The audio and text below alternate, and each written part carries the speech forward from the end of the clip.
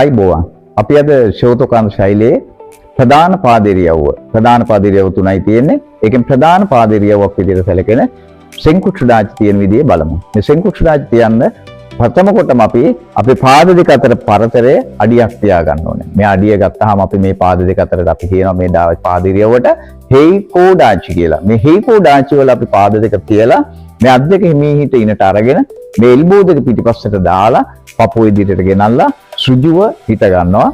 ඉන් පස්සේ අපි හිමීහිට මේ පාදය වෙනස් නොකර, කඳ වෙනස් නොකර මේ පාදයේ ඉස්සරහට දිනන කොච්චරද අපි කියන්නේ මේ පපුවේ කෑලි. එහෙම නැත්නම් අඩි 3 කෑලි, අඩියේ කෑලි 3ක්. මෙන්න මේ මහපටැඟිල්ලේ ඉඳන් 1යි 2යි 3යි මේ මහපටැඟිලි දෙක අතර අඩියේ කෑලි 3ක් අපි ඉදිරියට තියනවා. ඊළඟ ඉදිරි පාද හොඳට නමනවා අපි. පිටිපස්ස පාද හොඳට දිගාරිනවා.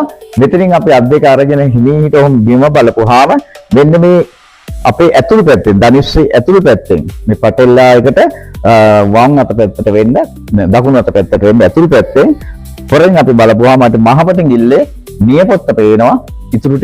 ඉතුරු ඇඟිලි ටික මේ පැටෙල්ලකින් මේ පැත්තෙන් වැහිලා තියෙනවා.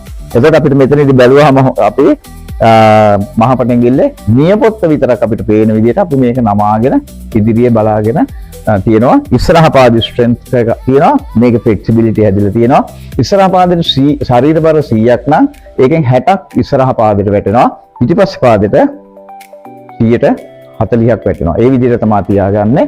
කියලා අපි ඉදිරියට සෘජුව තියාගෙන ඉන්නවා. මේ ඉන අපිට අංශක 45ට ફોකස් කරන්න පුළුවන්. අපි ඉදිරිය බලලා මෙන්න මේ විදිහට සෙන්කුෂ්ඨ දාජ තියාගන්නවා. ඒ වගේම ඔබ ශෝතකාන ශෛලියේ ශූරතා තරංගාවලිය යනවා නම් විශේෂයෙන්ම අපේ මේ සාම්ප්‍රදායික සෙන්කුෂ්ඨ දාජ වලින් අපිට දිනන්න බැරි වෙන්න පුළුවන්. ඒකට හේතුව තමයි අපේ විනිසුරුවරුන්ගේ අයි ලෙවල් එක. මේ අයි ඇස් මට්ටම. මේ ඇස් මට්ටමත් එක්ක අපි සාම්ප්‍රදායිකව ගන්නකොට අපිට සිද්ධ වෙනවා මේ සෙන්කුෂ්ඨ දාජ පොඩ්ඩක් පොළවට ලං කරන්න. එතකොට අපි සාම්ප්‍රදායික ක්‍රමයේදී අපේ කෝඩි ෂේප් එක පොළවත් එක්කලා අංශක 45ට තියෙන මම විස්තර කරලා දෙන්නම්. මේකෙදී අපේ පුළුවන් තරම් මේ පාදයෙන් අපි ඩීප් කරලා පොළොවට ලං වෙනවා. මේ මම පෙන්නන්න මේ අත් දෙක ඉන්නට අරගෙන මේ වම් පාදය අපි ඒ විදිහටම වෙනස් කරන්නේ නැතුව ඉදිරියට තිබ්බහම මේ සාම්ප්‍රදායික ක්‍රමයේදී මේ කෝඩි ෂේප් එක තියෙන්නේ අංශක 45ට ආනතිව. අපි මෙතනදී මේ පාදිරියේ ප්‍රමාණය වෙනස් වෙන්නේ නැහැ. අර කිව්වා වගේම අඩියේ කෑලි 3ක් නැත්නම් පපුවේ කෑලි ප්‍රමාණ 3ක් තියලා අපි මෙතනින් මේ කෝඩි ෂේප් එක මුන්ට නමනවා. මෙතනින් කෙලින් වෙන්න අංශක 90ටම කෙලින් වෙන්න.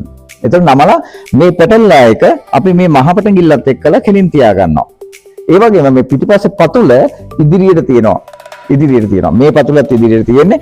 එතකොට අපි මෙතනින් අංශක 45ක් අපේ ඉන ආනති කරගන්නවා. එතකොට මෙතනදී අපි මේ ඇඩැප්ටඩ් මේ ශරීරයේ ඇඩැප්ටඩ් අපිට අත්‍යවශ්‍යමයි මේ ෆ්ලෙක්සිබිලිටි වලට. මේ ඇඩැප්ටඩ් එක අපි දෙපැත්තට ඇදලා තියෙන්නේ. එතකොට කෝඩි ෂේප් එක හොඳට ඇදිලා තියෙන්නේ. මේ කෝඩි ෂේප් එක ඇදිලා තියෙන්නේ. හැම්ස්ට්‍රින් මසල් එක ඇදිලා තියෙන්නේ. කර්ව් එක ඇදිලා තියෙන්නේ. එතකොට ඉන අංශක 45යි. ඒ වගේම ග්ලූටස් මැක්සිමස් කියන එක අපේ පිටිපස්ස කොටස් අත්‍යවශ්‍යම දේවල්. ඒ ග්ලූටස් මැක්සිමස් හොඳට ඇදිලා අපි ඉදිරියට නැමිලා මේ විදිහට සෙන්කුෂ්ඨ දාජ පොඩ්ඩක් පොළොවට ඩීප් කරලා තිබ්බොත් මම හිතනවා ඔබට මගේ අත් දෙකමත් එක්ක ශූරතා තරංගාවලිය දිනා ගන්න දේශයක් වෙයි කියලා.